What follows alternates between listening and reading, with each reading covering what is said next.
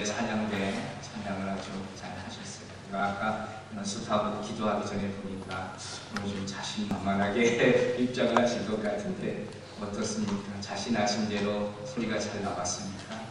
지휘자의 표정을 보면 100% 만족하지 않은 것 같은데 모르겠습니다. 뒤에 있어서 언제 있을 수는 없지만 저는 그런 생각이 문득 들었습니다. 우리가 연습을 잘 하고 많이 하고 하나님 있는 자리에 선다 할지라도 때로는 그렇게 다 되기가 어렵다. 저는 설교를 하는 사람으로서 그런 걸 정말 많이 느낍니다. 때로는 내가 정말 많은 시간을 할애해서 책도 많이 찾아보고 나름대로 기도하고 정말 준비한 설교를 가지고 이렇게 성도들 앞에 쓸 때도 있지만 의외로 반응이 참 없을 때가 있습니다. 그런데 때로는 정말 짧은 시간 내에 설교를 들 때도 있습니다. 오래전에 제가 그런 얘기를 한번 한 것 같은데 그 유명 곡을 만드는 유명 작사가나 작곡가들은 정말 소위 말하는 히트를 치는 곡들은 1분, 2분 안에 만들어냈답니다. 그냥 영감이 떠올라서 쏙 써버린다는 거죠. 그런 것들이 오히려 히트할 수가 있다. 그와 또 비슷한 것도 같습니다. 무슨 말이냐? 하나님이 함께 하시지 않으면 내가 아무리 힘쓰고 노력한다 할지라도 물론 그것도 필요한 것이지만 하나님의 역사가 나타나지 않을 수가 있다는 것입니다. 여러분 항상 이것을 명심하시고 겸손한 마음으로 하나님 앞에 나아가시기 바랍니다. 오늘 우리 교회에 막 와서 제가 아주 재밌는 이야기를 한 집사님부터 들었어요. 이 얘기를 할까 하다가 꿈을 꾸셨답니다. 한 여자 집사님이 꿈을 꾸셨는데 제가 오래간만에 우리 애 얘기를 하는데 우리 애 꿈을 꿀 때 형소 꿈을 꾸는데 놀라운 일이 형소가 꿈속에 나타나서 부부다는 막 내가 얼마나 기분이 좋습니까? 집사님을 듣는데 아직 뭐 이제 할아버지만 되지를 못하는 부부단을 막 외웠대요. 그래서 또 이 집사님이 너무 좋아가지고 물어봤더니 네 아버지 이름이 뭐니? 장성우 대답을 하더라고요. 꿈이 너무 선명했다고 저를 보자마자 말씀하시고 내가 얼마나 기분이 좋겠어요. 꿈대로 이루어지기를 합니다.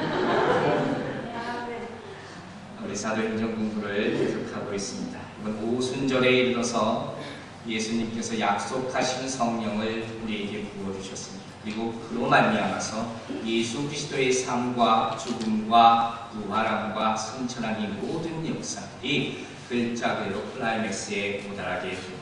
즉 이 성령은 예수님의 죽으심과 부활하심을 통해서 이루어놓으신 모든 그분의 사역의 그분 혼자만의 사역이 아니라 우리의 것이 되게 하였다는데 전한 의미를 가지고 있습니다.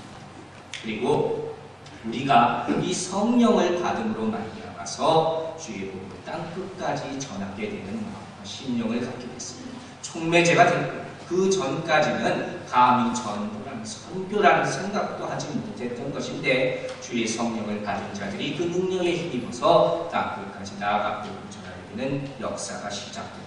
그래서 이 오순절은 기독교 역사를 바꾸는 날이 됐을 뿐만 아니라 모든 전 세계를 뒤흔드는 사건이 되었다. 우리는 이렇게 설명합니다. 그런데 이 오순절이라는 것이 그냥 갑자기 생긴 날이 아니라는 것입니다. 이 오순절은 해마다 있었던 유대인의 절기입니다. 이 오순절이 오늘 사도행전에 나타나는 오순절이 되기 위해서는 기간이 있어야 됐어요. 기다리는 기간이 있어야 됐다는 것입니다. 이 말은 무슨 소리냐? 즉 예수님께서 부활하시고 승천하시기까지 40일 동안 이 땅에서 그 스스로가 부활의 증인이 되셨다 하지 않습니까? 40일이라는 기간이 필요했던 것이고 예수님이 부활하시고 승천하시고 나서 오순절 성령 강림 사건이 있기까지 열흘 동안의 기간이 또 필요했다는 것입니다. 합쳐서 50여일의 기간 동안 그들은 성령이 오기를 기다려야 했다는 것입니다. 자, 그렇다면 이 기간 동안 오순절 성령이 임하기까지 과연 이 제자들은 무엇을 하고 있었겠습니까? 그들이 가만히 그냥 놀면서 성령이 오십시오 기다리고 있겠습니까? 그게 아니라는 거예요. 이 기간 동안 그들은 분명히 할 일이 있는데 놀랍도록 많은 일을 했다는 것을 우리는 성경을 통해서 볼 수가 있습니다. 첫 번째 그들이 할 일은 무엇입니까?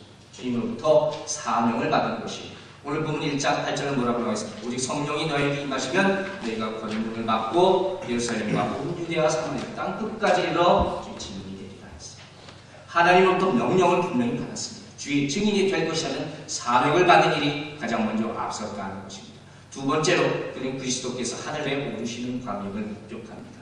예수 그리스도의 승천의 증인들이 되는 일을 여기 마가다락방의 모임이들이 함께 하는 것입니다. 중요한 증인이 되는 역사적인 사실이 되는 것입니다. 세 번째로 그들은 함께 기도했다고 했어요. 오늘 보면 1장 14절을 보면 함께 마가다락방에 모여서 같이 마음을 같이하여 전도 기도에 힘썼다. 그 순간만큼은 그 전에 이들 가운데 무슨 사건이 있었든 상관이 없어요. 그 마음이 어떻게 어지러웠던 그런 문제가 될 거 없어요. 오로지 한 마음으로 마음을 합하여 전혀 기도에 힘썼다는 것이 그들이 세 번째 그 시간 동안 한 사역이었어요. 그리고 마지막으로 그들은 가롯 유다를 대신하여서 마띠아를 그들의 사도로 뽑습니다. 하나님의 일꾼 또 한 명 중한 거예요. 우리와 같습니다. 사도들은 그 기간 동안 아무것도 그냥 하지 않고 기다린 것이 아니라는 것입니다. 성령이 임하기까지 50일이라 하는 기간은 마치 예수 그리스도, 앞으로 오실 예수 그리스도를 위해서 세례 요한이 하던 사역과 마찬가지로 중요한 반드시 필요했던 50일이 되었다 하는 것입니다. 여러분, 우리는 하나님의 능력 받기를 바랍니다. 그렇지 않습니까? 하나님의 능력 주세요. 열심히 기도합니다. 하나님의 은혜라는 것이 뭔지 몰라서 하나님 나에게 은혜를 깨닫게 해주세요. 이렇게 항상 열심히 외쳐야 됩니다. 그 은혜라는 것을 좀 체험해 봤으면 좋겠습니다. 이렇게 기도합니다. 또 하나님, 주 음성을 들려주세요. 주 음성을 단 한 번이라도 내가 듣기를 원합니다.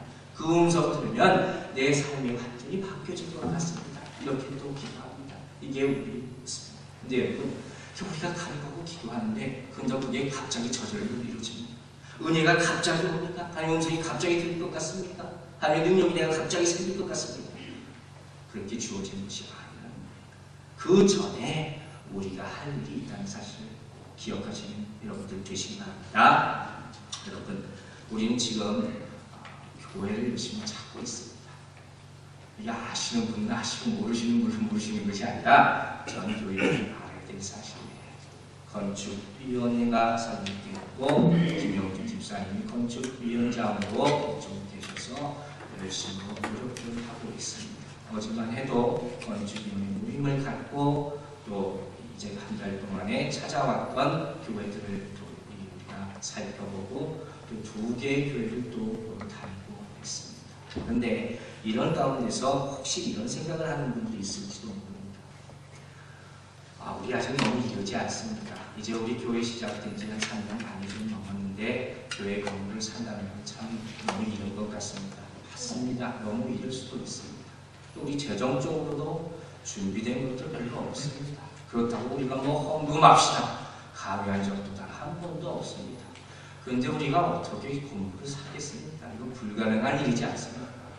근데 이걸 무슨 괜히 지금부터 건물 산다고 찾아다닙니다. 때 되면 주시겠지. 그러나 여러분, 그것은 우리가 계속해서 해야 됩니다. 지금 우리가 가진 것이 아무리 없다 해도 계속 구하고 계속 찾고 계속 두드려야 하는 부분을 믿으시는 여러분 되시기 바랍니다. 우리가 가만히 있어서 하나님이 어느 날 갑자기 옛 딸에게 너희 성전이라 이렇게 던져주신 것이 아니라는 거예요. 우리가 이렇게 열심히 노력할 때, 열심히 기도하고 물질로 헌신하고 발로 뛰어다닐 때 그 순간 성령이 역사하시는 말미암아 우리가 기도하고 구하는 것보다 더 크고 더 귀한 성전을 우리에게 주시는 것을 믿으시는 여러분들 되시기 바랍니다.